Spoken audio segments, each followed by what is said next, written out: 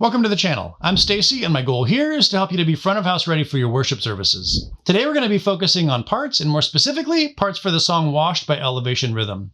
This one's in the key of B at 139 beats per minute, and we're going to be playing a few different chord voicings, as well as some fun melodic lead stuff, so let's get into it. Right off the bat, we're going to be playing a B to a B2, fretting our G and B strings at the 4th fret, and then the G at the 4th, the B at the 2nd, and then an F sharp to a B, fretting the D at the 4th, the G at the 3rd, and then both of those strings at the 4th. We run through that 2 times for the intro, and then 3 times for the first verse section, so 5 times total.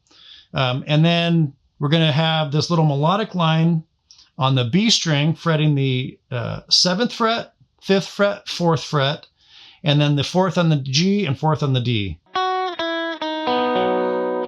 And I fretted it this way, moving it with my middle finger from the 7th to the 5th, and then I lifted it while I barred the B, G, and D with my index. I think that's how I did it on the recording. I tried to be aware of where my fingers were, otherwise it can get a little wonky and you can kind of mute out one of the strings that you want ringing. So that's just a good way to do that.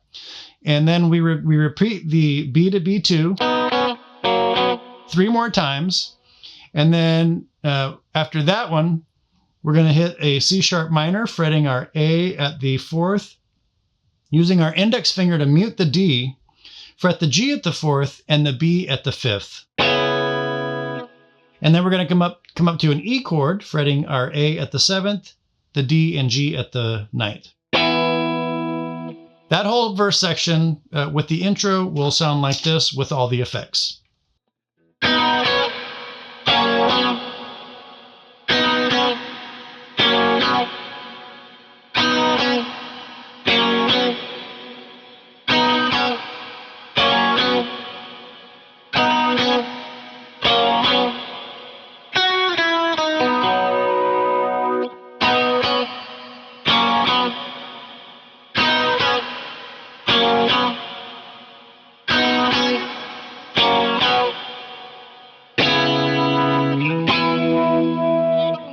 Now you can do that C sharp minor to the E at the end of both, but by mixing it up, it just gives a little bit more variety for what we are contributing to the song. Coming out of that, we're going to be in our first chorus. We're going to be playing a B chord, fretting our A at the 2nd, D and G at the 4th. And then an E, we're going to bar the A and D strings at the 2nd fret. We're going to strike the low E, and then we're going to fret the G string at the 4th fret. Then we're going to play a G sharp minor. Come up here, fret the D at the 6th, the G and B at the 4th, and then mute the low A, the low E, and the A at the 4th. So I'm muting them with my thumb, and I'm also trying not to hit them. But if I accidentally did hit them, they're muted, so they mostly won't ring out. And then we're going to come down to an F sharp, muting those same low E and A, fret the D at the 4th, G at the 3rd, B at the 2nd. We do that twice. And real quick, I'll do the C sharp minor to E into that chorus and run through that one time with all the effects. It'll sound like this.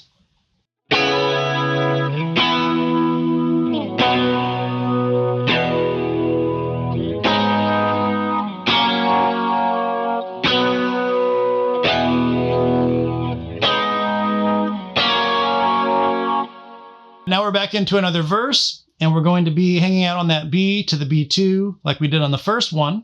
But we're going to do that 2 times the same as we did before. And on the 3rd time, we're going to slide into it and strike that twice, G and B at the 4th fret. And then come down to the B2. So coming in, 4th fret on the G and B, strike it twice. That's our B chord. And then G at the 4th, B at the 2nd is our B2.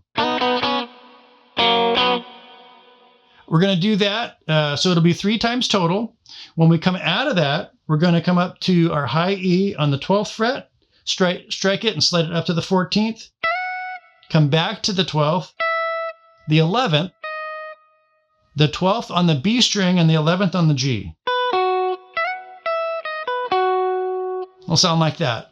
And then we run it again, do the 2 the same as we did on the very first one, slide it in for the 3rd, and then we're going to do the C sharp minor to the E to conclude that verse section. And then that chorus is going to be different, so we won't get into it the same, but I'm going to run through that next verse, the 2nd verse, with all the effects. It'll sound like this.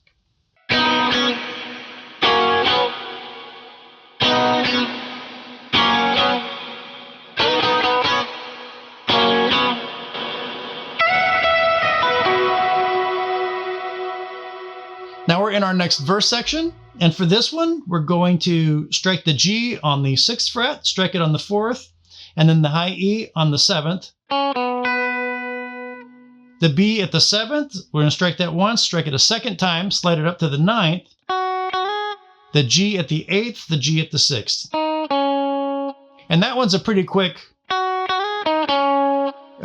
they're close together, the 6th and 8th. All right, and then we repeat that, fretting the G at the 6th, the 4th, the high E at the 7th. And then we're going to repeat that one line that we did from the 12th to the 14th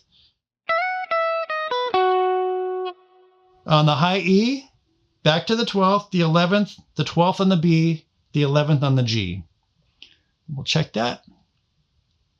We do all of that twice. So I'll run through that whole chorus with all the effects. And that's going to be with our more ambient setup, and it'll sound like this.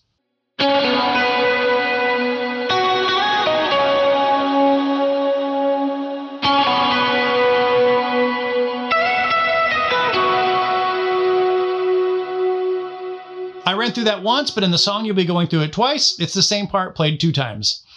Coming out of that, we're going to be in our bridge section, and the first part of the bridge is going to be a down bridge, so we're out. And then when we do come in, we're going to be playing off of this D-shaped B chord at the 11th and 12th fret. It's going to be an arpeggio that's going to go between the B at the 12th, the G at the 11th. Then we're going to come up to the B at the 14th, the high E at the 11th, the B at the 11th, the B at the 12th again, and then we're going to hit that G at the 11th before this cycle starts again. So the part will be like this.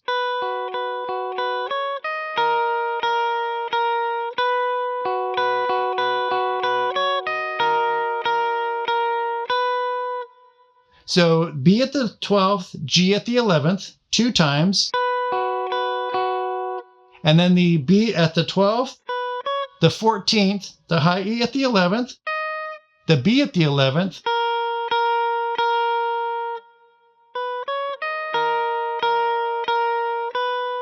on the B on the 11th, we hit 3 times, and then the 12th again, and then we hit that G at the 11th like as an accent note going back into it.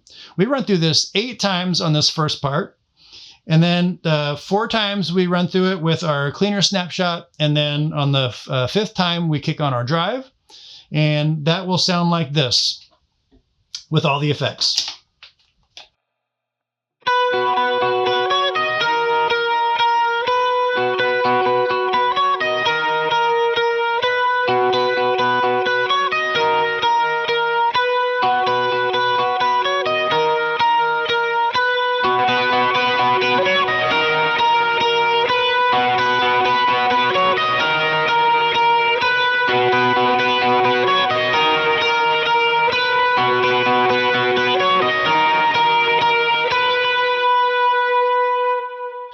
We're going to go straight from that to playing just the melody part without that pedal toned G at the 11th. It'll be like this.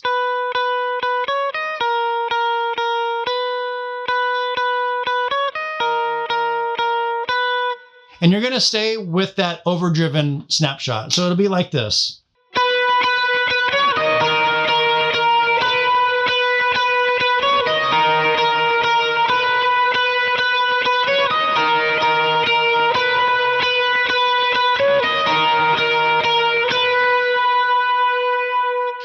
We're going to go straight from that back to playing it the way we did before for another 4 count. So we're on that single note line for a 4 count of that part, and then we're going to go back to We're going to do that 4 times. And then that concludes the bridge. And then we're into the end of the song. And we're going to be in a refrain. And we're going to do this similar to how we did the second verse. So the B to the B2 at the 4th fret.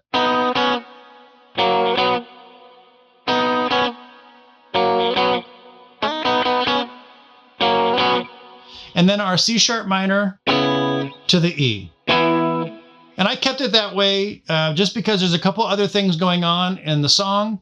I kept the drive on, so we were staying up for the energy. And then I did that little movement like we did on the second verse section, also to match the energy that was happening in the song at that part. And so the outro with all the effects will sound like this.